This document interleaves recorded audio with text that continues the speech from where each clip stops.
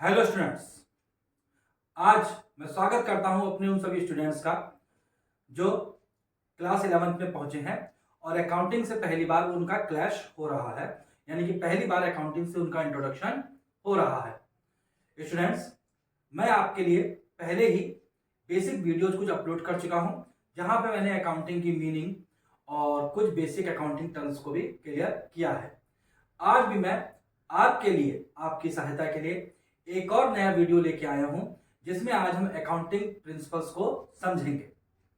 लेकिन स्टूडेंट्स, आगे बढ़ने से पहले मैं आपसे एक बात कहना चाहता हूं कि जब आप लोगों ने अकाउंटिंग स्ट्रीम को चुना होगा और जब आप अकाउंटिंग स्ट्रीम में आए होंगे तो आपको बहुत सारे लोगों ने एडवाइस किया होगा, बहुत सारे लोगों ने आपको सलाह दी होगी कि आप इस स्ट्रीम को चुनिए या आप उस स्ट्रीम को सेलेक्ट कीजिए या आप पार्टिकुलर स्ट्रीम को सेलेक्ट कीजिए। आपने बहुत सारे लोगों को सलाह को सुना होगा और शायद कुछ स्टूडेंट्स ने अपने बड़ों के या अपने फ्रेंड्स के या बहुत सारे उनके जो वेलविशर्स हैं उनके कहने पे अपनी स्ट्रीम को सेलेक्ट भी किया होगा। यहाँ पे स्टूडेंट्स, अब मैं आपको एक बात कहना चाहता हूँ कि आपने जिनकी भी बातों को सुना है या जो भी कुछ आपने किया है, सभी लोग अपनी अपनी बात कहते हैं, अपनी अपनी राय रखते हैं। लेकिन एक बात समझ लीजिए, आपका जो जीवन है ये अमूल्य है और इसमें जो डिसीजन आप लेंगे वो केवल आपकी ही लाइफ को इफेक्ट करेगा। इसलिए अपने डिसीजन को आप अपने आप से लीजिए और उसी के अनुसार आप क्या कीजिए, अपने जीवन को जिए, ताकि आपको बाद में कभी कोई पछतावा नहीं रहे कि हमने इसके कहने पे ऐसा कर दिया, उसके कहने पे ऐसा कर दिया। अब यहां पे मैं बात ये कहना चाहता हूं कि एक छोटी सी स्टोरी मैं आपको बताना चाहता हूं, जिससे आपको मेरे कॉन्सेप्ट को और क्लियर होने में हेल्प मिलेगी। एक गांव था और उस गांव में एक व्यक्ति रहता था जो बहुत गरीब था। एक बार उस गांव में एक संत महात्मा आए और सभी लोगों ने उनकी बड़ी तारीफ की। तो ये बात सुन के वो गरीब आदमी भी, वो गरीब व्यक्ति भी उन साधु महात्मा के पास मिलने के लिए चला गया। उसने अपनी व्यथा साधु महात्मा से बताई, अपनी बात साधु महात्मा से कही।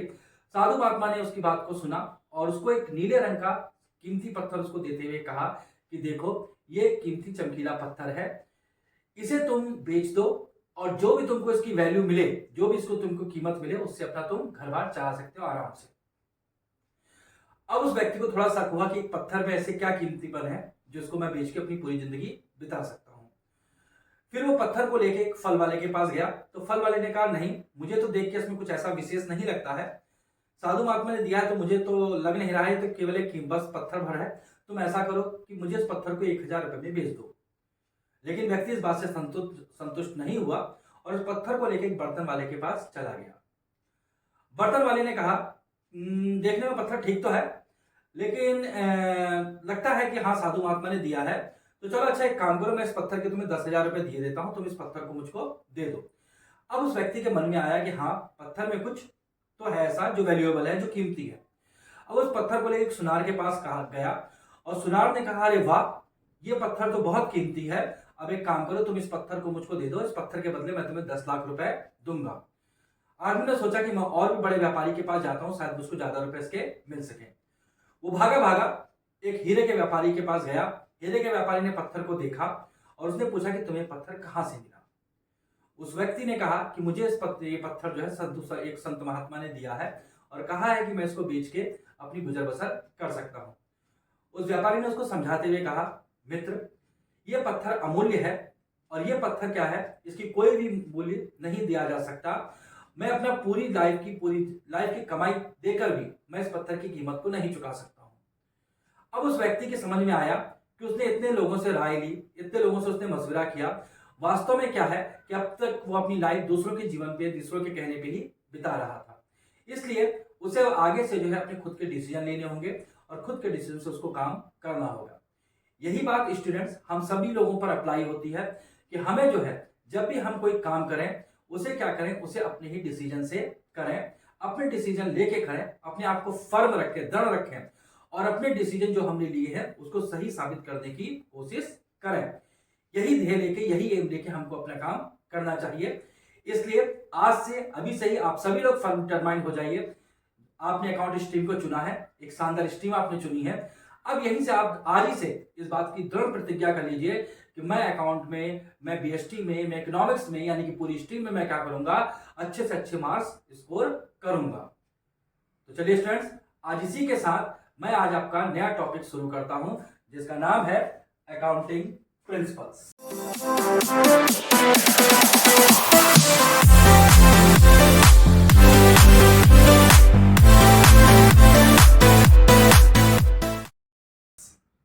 चलिए देखते हैं अब ये अकाउंटिंग प्रिंसिपल्स होते क्या है। अब स्टूडेंट्स, जैसा कि हम जानते हैं कि प्रिंसिपल्स क्या होते हैं, हर सब्जेक्ट में कुछ ना कुछ प्रिंसिपल्स होते हैं जिनके ऊपर वो सब्जेक्ट बेस होता है, यानी वो सब्जेक्ट चलता है। उसी तरीके से अकाउंटिंग को आप करते हैं तो अकाउंटिंग में भी कुछ प्रिंसिपल्स होते हैं जिनके द्वारा क्या होता है, अकाउंटिंग को आगे बढ़ाया जाता है। उन प्रिंसिपल्स को अकाउंटिंग को फॉलो करना होता है, यानी कि बिना उन प्रिंसिपल्स को फॉलो किए अकाउंटिंग आपसे नहीं होगी। पहले हम प्रिंसिपल्स के मीनिंग को देख लेते हैं, अकाउंटिंग में प्रिंसिपल्स का मीनिंग क्या है, और उसके बाद हम उन इंपॉर्टेंट प्रिंसिपल्स को देखते हैं जो अकाउंट से रिलेट हैं। अब प्रिंसिपल्स होते क्या है?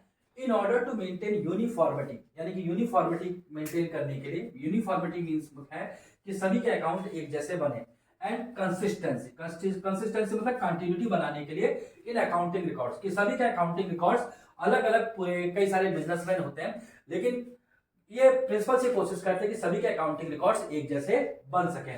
Certain rules of principles have been developed, बहुत सारे रूल्स ऑफ प्रिंसिपल जो हैं वो डेवलप किए गए ताकि क्या हो सके, ताकि सभी के अकाउंट रिकॉर्ड जो हो सके वो कंपेरेबल हो सके। अब आगे क्या कह रहा है? These rules are called by different name, ये रूल जो है वो अलग अलग नामों से जाने जाते हैं। जैसे कि इन रूल्स को कोई इनको प्रिंसिपल्स कहता है, कोई इनको कॉन्सेप्ट्स कहता है, कोई इनको कन्वेंशंस कहता है, कोई इनको पोस्टुलेट्स कहता है, कोई इनको अजम्पशंस कहता है, कोई इनको मॉडिफाइंग प्रिंसिपल्स कहता है। आप कोई सी भी नाम से इनको कह सकते हैं, ये अकाउंटिंग कॉन्सेप्ट्स को, जिनको जो भी आप नाम चाहे वो नाम इनको दे सकते हैं। अब आगे क्या है? जर्नली एक्सेप्टेड अकाउंटिंग प्रिंसिपल्स, ये एक अच्छा नाम इनको दिया गया, जर्नली एक्सेप्टेड अकाउंटिंग प्रिंसिपल, यानी कि जितने भी अकाउंटिंग प्रोफेशनल्स हैं हमारे, वो जनरली इन अकाउंटिंग प्रिंसिपल्स को एक्सेप्ट करते हैं और अपने अकाउंटिंग जो भी है वो इन्हीं प्रिंसिपल्स के ऊपर बेस अपनी अकाउंटिंग को करते हैं। अगर इसकी शॉर्ट फॉर्म में कहा जाए तो इसको बोलते हैं गैप, GAAP, गैप, है ना। Generally accepted accounting principles refers to the rules, in वो रूल बताते हैं और गाइडलाइंस बताते हैं, यानी वो गाइडलाइंस हमको बताते हैं adopted for recording and reporting of business transaction, जो क्या की गई है, जो बिजनेस ट्रांजैक्शन को रिकॉर्ड करने के लिए, उनको अडॉप्ट करने के लिए बनाए गए हैं। These principles are also referred, in principles को हम कॉन्सेप्ट और कन्वेंशंस भी कहते हैं। ये बात ध्यान रखिएगा, इन प्रिंसिपल्स को हम कॉन्सेप्ट्स और कन्वेंशंस भी कहते हैं। चलिए अब देखते हैं कि अकाउंटिंग कॉन्सेप्ट्स क्या क्या होते हैं। फ्रेंड्स, मैंने आपको बताया कि प्रिंसिपल्स दो हिस्सों में बटे हैं जिनको हम कॉन्सेप्ट्स और कन्वेंशंस कहते हैं। अब पहले हम देखते हैं कि अकाउंटिंग कॉन्सेप्ट्स क्या होते हैं, जो कि हमारा टॉपिक भी है। Basic accounting concepts. अब ये कॉन्सेप्ट्स होते क्या है, थोड़ा सा इनके मीनिंग को देखेंगे, अब फिर हम मेन अकाउंटिंग कॉन्सेप्ट्स को पढ़ेंगे। चलिए देखते हैं। In order to make the accounting language convey, यानी कि अकाउंटिंग लैंग्वेज को कन्वे, यानी कि सबके लिए आसान बनाने के लिए, इस बात को समझिएगा, अकाउंटिंग लैंग्वेज को कन्वे करने के लिए, यानी कि उसको आसान बनाने के लिए, the same meaning to all people, यानी कि पूरी दुनिया में अकाउंटिंग की भाषा क्या रहे, एक ही रहे। कहने का मतलब है जो भी कोई कंट्री हो, वो जब भी अकाउंटिंग बनाए तो सबके अकाउंटिंग एक जैसे ही बने। तो इसको करने के लिए अकाउंटिंग प्रोफेशनल्स, अब अकाउंटिंग प्रोफेशनल जो थे, फॉलोड सब एजम्पशंस, यहां पे मैंने शब्द यूज किया एजम्पशंस। आप यहां पे कॉन्सेप्ट्स भी लिख सकते हैं या प्रिंसिपल्स भी लिख सकते हैं। तो कुछ एजम्पशंस को वो लोग फॉलो किए। Every business enterprise follows this principle, her business enterprise को यही रूल्स, यही प्रिंसिपल्स, यही कॉन्सेप्ट्स, यही एजम्पशंस फॉलो करने होते हैं, कॉन्सेप्ट्स या एजम्पशंस फॉलो करने होते हैं।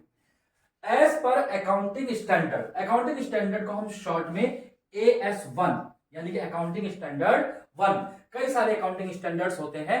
तो यहाँ पे हमारे अकाउंटिंग स्टैंडर्ड 1 जो कौन इशू करता है, issued by Institute of Chartered Accountants of India. There are 3 concept, यानी कि जो अकाउंटिंग स्टैंडर्ड 1 है, जिसको इशू किया है चार्टर्ड अकाउंटेंट्स ऑफ इंडिया ने, उनके अकॉर्डिंग कॉन्सेप्ट जो होते हैं वो 3 होते हैं। मेन तौर पे 3 इंपॉर्टेंट कॉन्सेप्ट हैं। पहला है गोइंग कंसर्न कॉन्सेप्ट, दूसरा है कंसिस्टेंसी कॉन्सेप्ट, और तीसरा है अक्रूवल कॉन्सेप्ट। ये कॉन्सेप्ट है।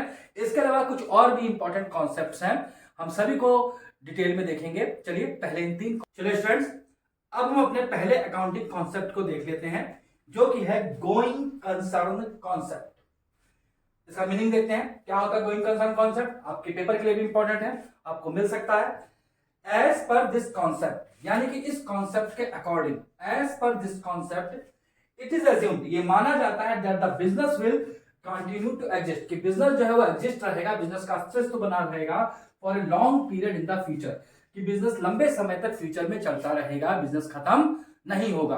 यानी गोइंग कंसर्न कॉन्सेप्ट ये मानता है कि बिजनेस जो है वो लंबे समय तक चलेगा, फ्यूचर में वो खत्म नहीं होगा। Business transaction are recorded, business transaction को रिकॉर्ड किया जाता है टू एज्यूम, ये मान के रिकॉर्ड किया जाता है that it is a continuing enterprise, कि बिजनेस क्या है, एक कंटिन्यूइंग एंटरप्राइज है, यानी कि वो लगातार चल रहा है। It is on this concept, इसी कॉन्सेप्ट के कारण fixed asset are recorded, fixed asset को हम रिकॉर्ड करते हैं ओरिजिनल कॉस्ट पे, and depreciation is charge on them, उनके ऊपर डेप्रिसिएशन लगाया जाता है। इसी कॉन्सेप्ट से क्या होता है कि फिक्स्ड असेट को क्या किया जाता है, ओरिजिनल कॉस्ट पे रिकॉर्ड किया जाता है और उनके ऊपर डेप्रिसिएशन चार्ज किया जाता है। चलिए एक एग्जांपल देखते हैं फिक्स्ड असेट्स, जैसा कि मैंने आपको बेसिक अकाउंटिंग टर्म्स में असेट्स के बारे में पढ़ाया भी है, उसमें मैंने फिक्स्ड असेट्स कई तरह की बताई थी। चलिए एक एग्जांपल लेते हैं, एक मशीन है, मान लीजिए आपने वो मशीन 1 लाख रुपए की खरीदी है, उसको 1 लाख रुपए का परचेज किया है। अब उस मशीन की हम लाइफ मानते हैं कि 10 साल की है, तो इस मशीन का जो है वो हम अगर डिवाइड करते हैं उसको 10 सालों में, तो पर ईयर उसका कितना रहेगा, 10,000 रुपए उसके हो जाएंगे। तो 10 साल में उसके 1 लाख रुपए बनते हैं, यानी कि 1 साल में मशीन की वैल्यू कितनी रहेगी, 10,000 रुपए रहेगी। तो हर साल मशीन पे कितना डेप्रिसिएशन लगेगा, 10,000 10,000 10,000 हर साल लगता चला जाएगा। ये इसी कॉन्सेप्ट के कारण है कि मशीन के ऊपर क्या किया था, उसको ओरिजिनल कॉस्ट पे दिखाया गया और उसके ऊपर डेप्रिसिएशन चार्ज किया गया। अगर गोइंग कंसर्न कॉन्सेप्ट ना हो तो हम असेट्स के, जो हम असेट्स को, जैसे कि मैंने आपको बताया है पहले पार्ट में, मैंने आपको बताया है कि जब हम असेट्स को बांटते हैं करंट असेट्स और नॉन करंट असेट्स, तो बिजनेस का अगर एक गोइंग कंसर्न कॉन्सेप्ट ना हो तो असेट्स के भी हम इस तरह से पार्ट्स नहीं कर पाएंगे, लायबिलिटीज को भी हम करंट लायबिलिटीज और नॉन करंट लायबिलिटीज में नहीं बांट पाएंगे। तो स्टूडेंट्स, इस तरीके से मैंने आपको गोइंग कंसर्न कॉन्सेप्ट समझा, उम्मीद है आपको पूरा कॉन्सेप्ट समझ में आया होगा। अब आज के वीडियो में मैं यहीं तक इसको रखता हूं, अगले वीडियो में बाकी के कॉन्सेप्ट्स मैं आपके लिए लेके आता हूं, तब तक आप लोग पढ़ाई कीजिए। अगर आपने मेरे पिछले वीडियो नहीं देखे हैं तो उनको देखिए, तैयारी कीजिए, अच्छी तरीके से रहिए, सकारात्मक रहिए, अपने डिसीजन लीजिए, जैसा कि मैंने वीडियो के शुरू में भी कहा था, अपने डिसीजन लीजिए और उनके ऊपर फर्म रखिए, उनके ऊपर फर्म रहिए, उनके ऊपर डिटरमाइन रहिए, आप अपने डिसीजन को सही साबित करके दिखाइए। तब तक के लिए बेस्ट ऑफ लक।